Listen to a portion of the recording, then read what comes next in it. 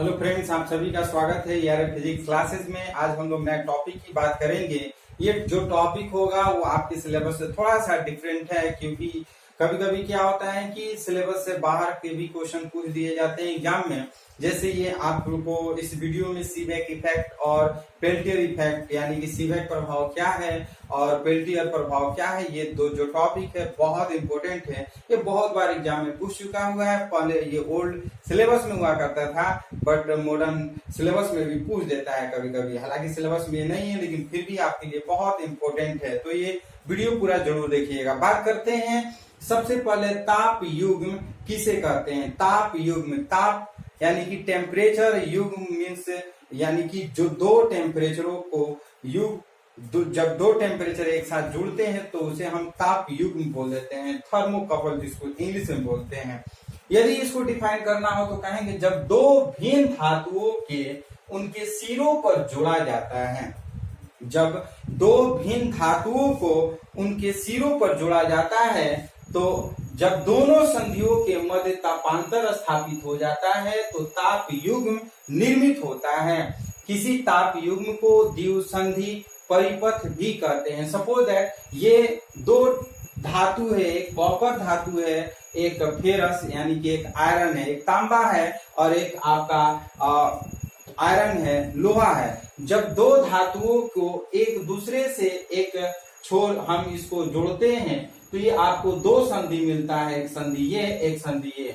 तो ये दो संधियों के युग्म को जहां पर दोनों का तापमान अलग अलग होता है उसी को हम ताप युग्म बोल देते हैं। यहाँ पे ये पहला संधि का टेम्परेचर तापमान जो है वो T1 है और दूसरे जो संधि है उसका तापमान जो है वो T2 है।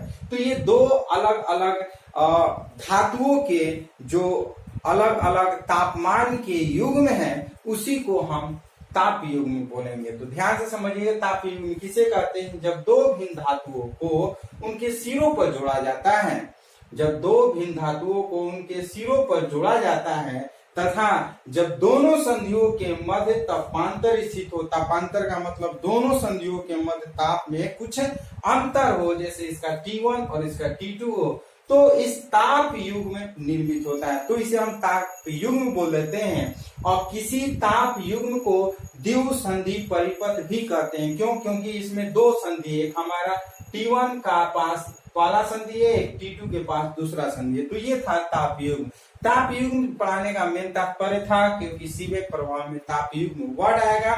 जब तक से ताप युग्म नहीं समझिएगा आपको सीबेक प्रभाव नहीं समझ में आएगा। तो बात करते हैं सीबेक प्रभाव क्या है। बहुत इंपॉर्टेंट क्वेश्चन है, 2 नंबर का हमेशा एग्जाम में पूछा जाता है। तो बात करेंगे सीबेक इफेक्ट। किसी ताप युग्म में दोनों संधियों के मध्य, देखिए ये ताप युग्म है, किसी ताप युग्म में दोनों संधियों के मध्य तापांतर के कारण विद्युत धारा उत्पादन को ही सीबेक प्रभाव कहते हैं। जैसे ए पॉइंट और बी पॉइंट है, एक जगह गर्म है एक जगह ठंडा है, मीन्स एक जगह ज्यादा तापमान है एक जगह कम तापमान है, और एक जगह कॉपर एक जगह आपका आयरन है। तो ये दोनों धातुओं को जब एक साथ जोड़ते हैं, एक जगह का तापमान अधिक एक जगह का तापमान कम होता है। उन दोनों तापमानों के अंतर के कारण जो विद्युत धारा उत्पादन होता है, उस विद्युत धारा को हम, इस प्रभाव को हम सीबेक प्रभाव कह देते हैं। तो ये प्रभाव कैसे उत्पन्न होता है, जैसे सपोज दैट अगर दोनों सिंपल है, न गर्म है न ठंडा है, तो उस कंडीशन में गैल्वेनोमीटर जो है कोई प्रभाव नहीं उत्पन्न करता है। लेकिन जैसे ही एक को हम ज्यादा हॉट करते हैं, एक को ज्यादा कोल्ड करते हैं, तो ये गैल्वेनोमीटर जो होता है वो डिफ्लेक्शन करने लगता है, दोलन करने लगता है, जिसके कारण ये हमें पता चलता है कि इसमें कुछ ना कुछ करंट फ्लो होता है। ये करंट जो होता है वो जब करंट उत्पादन होने लगता है तो उसे हम बोल देते हैं थर्मोकपल इलेक्ट्रिसिटी, यानी कि ताप युग्म का विद्युत धारा। और ये ताप युग्म का विद्युत धारा के जो प्रभाव होते हैं उसे हम सीबेक प्रभाव कह देते हैं। और ये सीबेक प्रभाव को हम बोल देते हैं ताप युग्म का विद्युत वाहक बल भी बोल देते हैं, क्योंकि ये किसी न किसी सोर्स के कारण इसमें विद्युत धारा प्रवाहित होता है। तो सिंपल आपको याद रखना क्या होगा कि किसी भी ताप युग्म में किसी ताप युग्म में दोनों संधियों के मध्य तापांतर के कारण जो विद्युत धारा उत्पादन होता है उसी को हम सीबेक प्रभाव कह देते हैं। तो ये था सीबेक प्रभाव, 2 नंबर का क्वेश्चन पूछता है। अब बात करते हैं पेल्टियर प्रभाव क्या है। पेल्टियर प्रभाव भी एग्जाम में 2 नंबर में पूछ देता है। तो पेल्टियर प्रभाव सबसे पहले जानेंगे 1834 ईस्वी में। कब? तो 1834 ईस्वी में पेल्टियर ने एक ऐसे प्रभाव का पता लगाया। सन 1834 में पेल्टियर ने एक ऐसे प्रभाव का पता लगाया जो सीबेक प्रभाव का विलोम होता है। जो सीबेक प्रभाव पढ़े हैं ठीक इसी का विलोम होता है। प्रयोग करने पर पेल्टियर ने देखा कि जब 2 भिन्न धातुओं से बने युग्म अर्थात एक संधि गर्म हो जाती है तथा दूसरी संधि ठंडी हो जाती है, ठंडी धारा प्रवाहित होती है, तो एक संधि पर उष्मा उत्पादन होता है तथा दूसरा संधि पर उष्मा का अवशोषण होता है। जैसे उन्होंने पेल्टियर प्रभाव मीन्स जो सीबेक प्रभाव देखे कि एक पर गर्म है एक पर ठंडा है, तो एक पॉइंट पर एक जंक्शन पर एक कह सकते हैं संधि पर जो उष्मा उत्पन्न होता है तो दूसरे संधि पर वो समझिए कि उष्मा का अवशोषण होता है। जब दूसरे संधि पर अगर उष्मा उत्पन्न होता है तो ये यहाँ पर उष्मा का अवशोषण होता है। तो उन्होंने देखा कि सन 1834 में पेल्टियर ने एक ऐसे प्रभाव का अध्ययन किया जो सीबेक प्रभाव का विलोम था। इस सीबेक प्रभाव का विलोम था। प्रयोग करने पर पेल्टियर ने देखा कि जब 2 भिन्न धातुओं से बने युग्म में धारा प्रवाहित की जाती है, जैसे ये 2 धातुओं का बना युग्म है, जब इसमें धारा प्रवाहित की जाती है तो एक बिंदु पर उष्मा उत्पन्न होता है तो दूसरे पॉइंट पर ठंडा हो जाता है। एक संधि पर उष्मा का उत्पादन होता है तथा दूसरी पर उष्मा का अवशोषण यानी कि वो ठंडा हो जाता है, अर्थात एक संधि गर्म हो जाती है तथा दूसरी संधि ठंडी हो जाती है। धारा की दिशा विपरीत करने पर मान लेते हैं इसमें धारा का दिशा विपरीत करते हैं तो जो गर्म था वो ठंडा हो रहा है और जो ठंडा था वो गर्म हो जाता है। इस प्रभाव को उन्होंने कहा ये पेल्टियर प्रभाव है। तो पेल्टियर प्रभाव हम सीधे कह सकते हैं जो सीबेक प्रभाव है, सीबेक प्रभाव का विलोम है। यानी कि सन 1834 ईस्वी में पेल्टियर नामक वैज्ञानिक ने सीबेक प्रभाव का अध्ययन किया और सीबेक प्रभाव के विलोम को जब उन्होंने देखा कि जब 2 धातुओं के युग्म को एक धातु पर धारा प्रवाहित किया जाता है तो वहां पर उष्मा उत्पन्न होता है और दूसरी संधि पर उष्मा का अवशोषण होता है। जब जैसी धारा विपरीत किया जाता है तो ये कंडीशन भी विपरीत हो जाता है, यानी कि जहां पर गर्म होता था अब वो ठंडा होने लगा, यानी कि वहां पर उष्मा का अवशोषण होने लगा, और जहां पर उष्मा का अवशोषण होता था अब वहां पर उष्मा उत्पन्न होने लगा। तो ऐसे प्रक्रिया उन्होंने किया जिसे हम पेल्टियर प्रभाव कह देते हैं। अब हम लोग नेक्स्ट टॉपिक आपको बताना चाहेंगे। जो पेल्टियर प्रभाव है एक उत्क्रमणीय प्रक्रम है।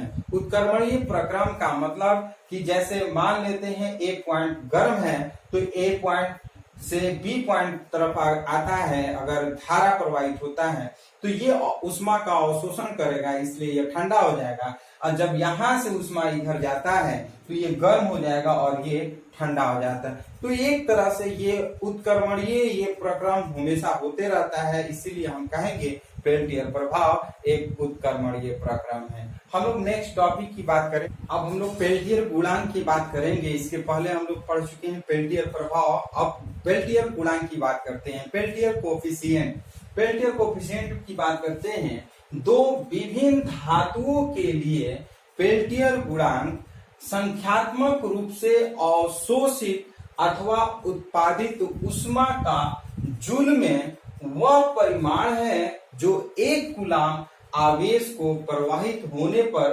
अवशोषित अथवा उत्पादित होता है। जैसे हम लोग विद्युत धारा में जूल का नियम पढ़ चुके हैं, यानी कि विद्युत ऊर्जा जब पढ़ा रहे थे तो वहां पर हम बताए थे कि जूल का नियम क्या है। जब कोई धातु में जब Q आवेश यदि T टाइम तक जाता है, प्रवाहित होता है, तो उसमें कुल किए गए कार्य उष्मा के वो बराबर होता है।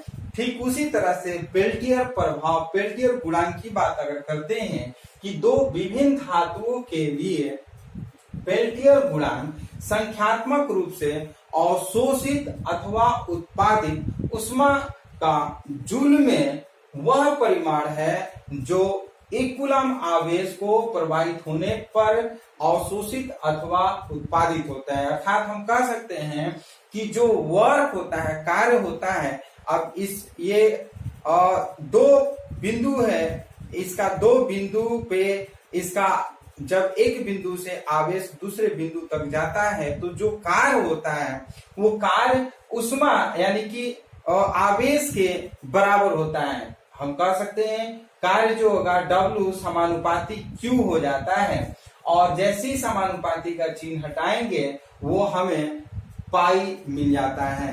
Pi W is equal to pi into Q कर लेते हैं, और Q आवेश हम लोग विद्युत धारा में पढ़े हैं, और Q बराबर IT, विद्युत आवेश बराबर विद्युत धारा गुणे समय, ये Q बराबर IT।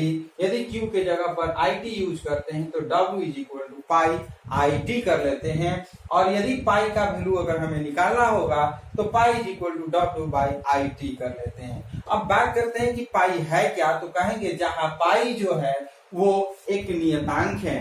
पाई एक नियतांक है जिसे हम पेल्टियर गुणांक कह देते हैं या पेल्टियर गुणांक कहा जाता है। पाई को हम पेल्टियर गुणांक कहा जाता है। पेल्टियर गुणांक का मात्रक जो होता है वो वोल्ट होता है। पेल्टियर गुणांक का मात्रक क्या कहेंगे? वोल्ट कहेंगे, तथा इसका मात्रक जो है वो ऊष्मा पर, इसका मान जो होता है जंक्शन के ताप पर निर्भर करता है, यानी कि ताप का मान बढ़ेगा तो जो पेल्टियर गुणांक है उसका भी मान बढ़ेगा, क्योंकि ये ऊष्मा पाई और ऊष्मा के एक दूसरे के समानुपाती है। इसका मतलब यह है कि जैसे जैसे ताप अगर किसी भी जंक्शन का बढ़ेगा तो उसका भी यानी कि पेल्टियर गुणांक का मान भी बढ़ेगा। अब बात करते हैं थॉमसन प्रभाव। थॉमसन प्रभाव किसे कहते हैं, ये इस वीडियो का लास्ट टॉपिक है जो कि बहुत इंपॉर्टेंट है।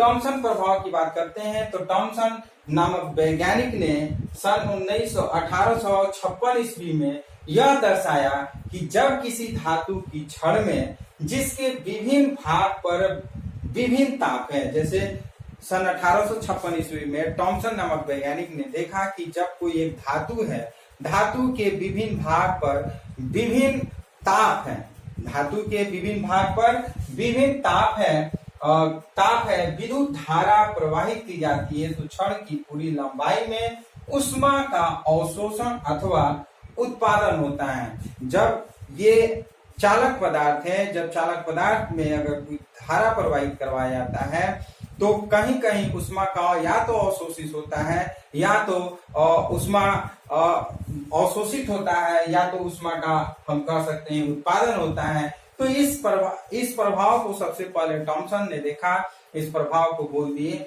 थॉमसन प्रभाव। तो ध्यान से समझिए कि सन 1856 ईस्वी में थॉमसन ने देखा कि जब कोई धात्विक चालक में, जब धात्विक चालक में उन्होंने देखा कि विभिन्न भाग पर ताप का मान भिन्न भिन्न है। जब इस धात्विक चालक पर उन्होंने विद्युत धारा प्रवाहित किया तो उन्होंने देखा कि विद्युत धारा या तो चालक पदार्थ अवशोषित कर रहा है या तो वो उत्पादन कर रहा है। तो इस प्रभाव को ही हम थॉमसन प्रभाव कह देते हैं। थॉमसन गुणांक की बात करते हैं तो यदि किसी धातु में दो बिंदुओं के बीच तापांतर DH, मान लेते हैं ये धातु है और इस दोनों बिंदुओं के बीच जो तापांतर है वो DH है और DT है, तो उसमें अगर Q आवेश के प्रवाह से उत्पादित अथवा अवशोषित ऊष्मा W हो, मान लेते हैं ये धातु है, धातु में दो बिंदुओं पर जो तापांतर है वो DT है, और इसमें जब आवेश प्रवाहित किया जाता है तो इसमें जो